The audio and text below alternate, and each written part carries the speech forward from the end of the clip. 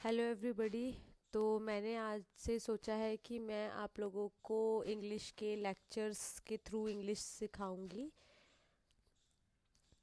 Hello everybody, मैंने आप लोगों की इंग्लिश के लिए एक सॉल्यूशन निकाला है। मैं आप लोगों को इंग्लिश कुछ 25 से 26 लेक्चर्स बनाऊंगी मैं, जो कि 25-25 मिनट के होंगे, जो आपको बहुत हेल्प करेंगे।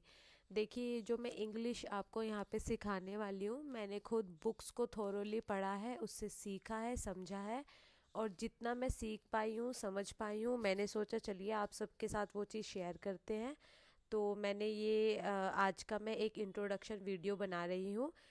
इसी के हिसाब से मैं आपको आने वाले नेक्स्ट लेक्चर्स में पढ़ाऊंगी। एक लेक्चर 25 मिनट्स का होगा, जो बच्चों को लिखने में हेल्प करेगा। देखिए, हमें कई बार इंग्लिश पढ़नी आ जाती है, समझनी आ जाती है, हम सुन भी अच्छे से पाते हैं, लेकिन जब रिप्लाई देने की बारी आती है तो हम उतने बेटर तरीके से नहीं कर पाते। तो बेसिकली ये जो मैं लेक्चर सीरीज़ बना रही हूँ इंग्लिश की, ये अगर आप अपने बच्चों को, जो बच्चे, मैं मान मतलब मैं तो ये कहना चाहूँगी, जो बच्चे फोर्थ क्लास में हैं, फोर्थ क्लास से वो बच्चे इन लेक्चर्स को देखिए। अपनी अभी से अपनी ग्रामर लैंग्वेज पे कमांड बनाइए। जितनी अच्छी आप ग्रामर 12 तक सीख जाएंगे, उसके बाद आपको कंपटीशन एग्ज़ाम में बिल्कुल भी डरने की ज़रूरत नहीं होगी। आप अच्छे से वहाँ पे ग्रामर वाला सेक्शन भी कर पाएंगे। और कोई ऐसा कंपटीशन वाला एग्ज़ाम है जिसमें सब्जेक्टिव आ रहा है, आप वहाँ पे भी बहुत अच्छे से कर पाएंगे। देखिए, नर्सरी क्लास से 12th क्लास तक का हमारा एक 100 का इंग्लिश का पेपर होता है, और वो हर साल होता है, हर क्लास में होता है। तो वहाँ तो 100 मार्क्स स्कोर करने में ये सीरीज़ आपकी हेल्प करेगी ही करेगी। जब आप 12th के बाद, जब आप कंपटीशन में बैठेंगे, जहाँ पर ग्रामर सेक्शन आएगा, या कुछ पेपर्स ऐसे होते हैं जिनमें सब्जेक्टिव आंसर्स लिख के आने पड़ते हैं, तो वहाँ पे भी ये सीरीज़ आपकी बहुत हेल्प करेगी।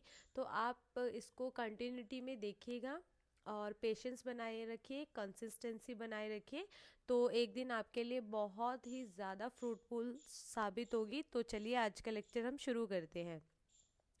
देखिए, सेंटेंस स्ट्रक्चरिंग ना बहुत ज़रूरी होता है।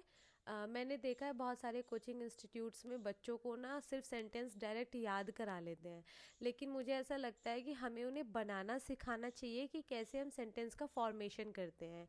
देखिए, इंग्लिश हमारे लिए एक सेकंड लैंग्वेज है, तो उसको हमें सीखना पड़ेगा, उस पर टाइम देना पड़ेगा, और उसको ना मतलब कंसिस्टेंसी के साथ आपको सीखना पड़ेगा।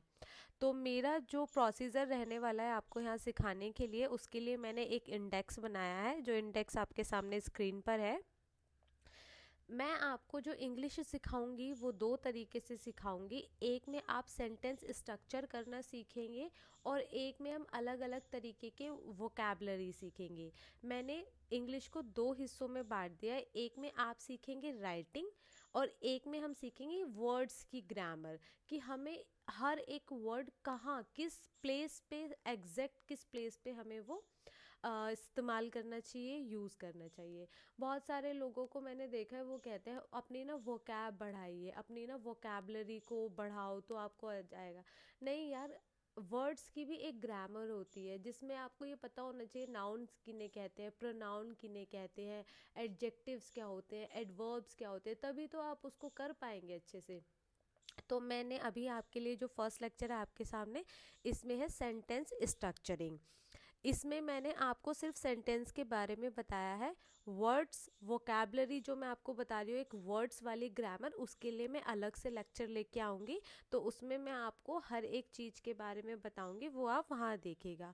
उसको दूसरे वर्ड्स में पार्ट ऑफ स्पीच भी कहते हैं। तो मैं आपको वन बाय वन करके वहाँ पे भी वो एक्सप्लेन करूँगी। तो अभी के लिए तो हम ये वाला देखते हैं जो इंडेक्स आपकी स्क्रीन पे दिख रहा है, सेंटेंस स्ट्रक्चरिंग। देखिए, मैं आपको सेंटेंस जो बनाना सिखाऊंगी, सेंटेंस पे जो कमांड करना सिखाऊंगी, उसके लिए मैंने यहाँ पे 12 चैप्टर दिए हैं। और ये जो 12 चैप्टर होंगे, ये एक चैप्टर 25 मिनट्स का होगा। तो आप पेशेंस से देखिएगा। मैं मतलब लिटरली प्रॉमिस करके कहती हूँ कि आपको इससे बहुत अच्छी इंग्लिश लिखनी भी आ जाएगी, बोलनी भी आएगी, पढ़नी भी आएगी, समझनी भी आएगी। सबसे पहले मैं आपको इसमें बताऊंगी चैप्टर 1 जो है introduction part of the sentence. देखिए, जो हम इंग्लिश में सेंटेंस बनाते हैं ना, उसके 4 पार्ट होते हैं। पहला होता है सब्जेक्ट, दूसरा होता है आपका हेल्पिंग वर्ब, तीसरा होता है एक्शन वर्ब और चौथा होता है आपका ऑब्जेक्ट। तो मैं आपको इंट्रोडक्शन वाले पार्ट में वो पूरा का पूरा बताऊंगी। फिर देखिए, मैंने लिखा है इसमें चैप्टर 2। चैप्टर 2 में क्या है आपका, what is subject. What is subject में आप देखेंगे, मैं आपको इसमें बहुत तरीके के, अलग अलग तरीके के सब्जेक्ट्स बता के दिखाऊंगी कि मैं आपको स्क्रीन पे भी दूंगी। बहुत तरीके के सब्जेक्ट्स वो होते हैं जिनके बारे में हम वाक्य में बात कर रहे होते हैं। जैसे दिस होता है, दैट होता है, दीज होता है, किसी का नाम होता है, जिनके बारे में भी हम बात कर रहे होते हैं। हमेशा इंग्लिश में बहुत सारे फॉर्मूलेज आप लर्न करते हैं। उन फॉर्मूलेज का जो पैटर्न होता है, सभी फॉर्मूलेज का यही पैटर्न होता है। उसमें सबसे पहले आपका सब्जेक्ट आएगा, फिर आपका हेल्पिंग वर्ब आएगा, फिर आपका एक्शन वर्ब आएगा, देन आपका ऑब्जेक्ट आएगा। और मेरे हिसाब से यदि आपने सब्जेक्ट, ये हेल्पिंग वर्ब, ये देखिए रुकिए मैं आपको बताती हूँ। जैसे कि आपने सब्जेक्ट, हेल्पिंग वर्ब और एक्शन वर्ब पे अगर आपने इन 3 चीज़ पे कमांड कर ली ना, तो सच बता रही हूँ आपके बहुत सारे पेपर बिल्कुल आसानी से बिना स्ट्रेस लिए क्लियर हो जाएंगे। और मैंने थॉरोली पढ़ के इससे यही सीखा है। तो देखिए, मैंने थॉरोली बहुत ज़्यादा ग्रामर मतलब पढ़ा है और बहुत सारी बुक्स से मैंने समझा है। और मुझे अल्टीमेट आप लोगों के लिए एक सिंपल सा सॉल्यूशन यही मिला है कि आपको 4 पार्ट्स पे कमांड करना है। वो 4 पार्ट हैं आपके subject, helping verb, action verb और ऑब्जेक्ट। यदि आप इन 4 पार्ट पे कमांड कर लेते हैं तो आप ग्रामर भी बहुत अच्छी कर पाएंगे। आप कंपटीशन एग्जाम में भी ग्रामर बहुत अच्छे से करके आएंगे। आप सब्जेक्टिव पेपर में भी इंग्लिश बहुत अच्छे से लिखेंगे। और जो 6 से 12 तक के स्टूडेंट हैं जो इंग्लिश में पेपर देते हैं, कई बार बच्चे बोलते हैं कि आप हमें ना कहानी बस बता दीजिए, प्रोसेस पूरे उसके अंदर स्टोरी में क्या हो रहा है बता दीजिए, हम खुद से आंसर्स बना के लिख देंगे।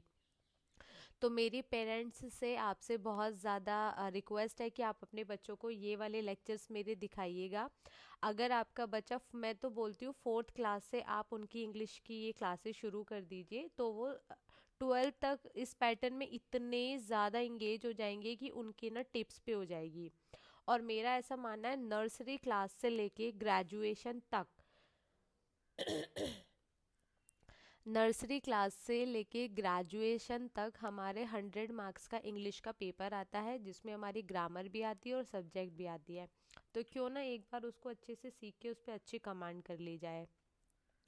तो देखिए, मैं आपको जो फर्स्ट चैप्टर मैंने आपको बताया introduction part of the sentences में, इसमें आपको फॉर्मूलेज कैसे इंग्लिश में बने हैं, पहले सब्जेक्ट क्यों आता है, बाद में हेल्पिंग वर्ब क्यों आती है, फिर एक्शन वर्ब क्यों आती है, फिर ऑब्जेक्ट क्यों आता है, ये सब मैं आपको बताऊंगी। सेकेंड चैप्टर हम देखेंगे व्हाट इज सब्जेक्ट। इसमें मैं आपको एक पीडीएफ दूंगी, स्क्रीन पे बहुत सारे सब्जेक्ट्स इंग्लिश में भी लिखे होंगे और साथ साथ में हिंदी में भी लिखे होंगे, और मैं आपको हर एक सब्जेक्ट्स का बताऊंगी कि आप उसको कैसे कैसे इस्तेमाल कर सकते हैं। देखिए, फिर हेल्पिंग वर्ब होती है आप देखते होंगे जैसे is, am, are, was, were, will, shall, बहुत सारी हेल्पिंग वर्ब होती है जो आप according to the sentence use करते हैं। देखिए, मैं आपको ना एक सिंपल सी बात बताती हूँ। हम हिंदी भाषा में क्या करते हैं, हर एक सेंटेंस के लास्ट में ना था लगा देते हैं या थी लगा देते हैं या थे लगा देते हैं। कैसे, जैसे कि मैं जा रही थी, मैं तुम्हारे घर आ रही थी, मैंने खाना खाया था। हर एक सेंटेंस पास्ट में क्या हो रहा है, था पे अटक जा रहा है जाके। बहुत सिंपल सा है हिंदी में। बात करेंगे अगर प्रेजेंट की तो है, हूँ, हो आ जाता है। और अगर फ्यूचर की बात करूँ तो गा, गेगी आ जाता है।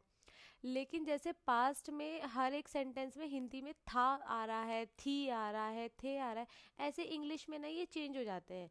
कहीं आप था के लिए वॉज यूज़ करते हो तो कहीं हैड यूज़ करते हो, कहीं हम हैड बीन यूज़ करते हैं, कहीं हम डिड यूज़ करते हैं।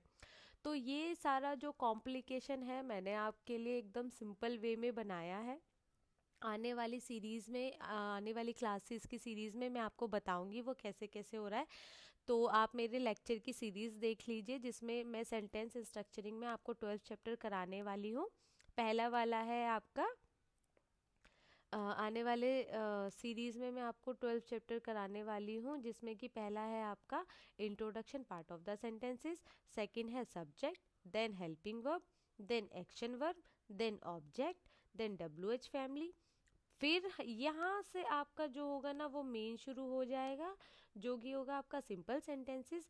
फिर हम टेंस सीखेंगे, फिर हम टेंस के एक्टिव पैसिव बनाना सीखेंगे, फिर हम मोडाल सीखेंगे, फिर हम मोडाल से एक्टिव पैसिव सीखेंगे, और फिर हम कुछ डिफरेंट तरीके के सेंटेंसेस सीखेंगे जो हमारे जो आपके मोडाल्स या टेंस या एक्टिव पैसिव से हटके होंगे। अगर आपने इतनी ग्रामर सीख लेना, ट्रस्ट मी, आप सब्जेक्टिव पेपर भी बहुत आसानी से कर सकते हैं। आप ग्रामर भी कंपटीशन एग्जाम में आराम से कर सकते हैं। और देखिए, यूपीएससी में भी लैंग्वेज का पेपर आता है, उसमें सब्जेक्टिव आंसर्स आपको लिखने होते हैं।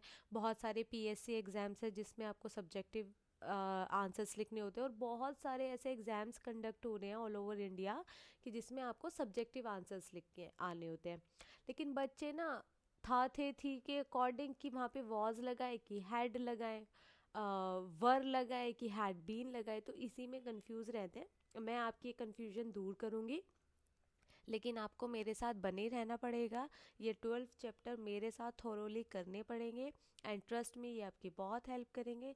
मैं फिर से आपको ये चीज़ बोलूँगी कि देखिए, नर्सरी क्लास से लेके अप टू द ग्रेजुएशन तक हमारा 100 मार्क्स का एक पेपर होता है।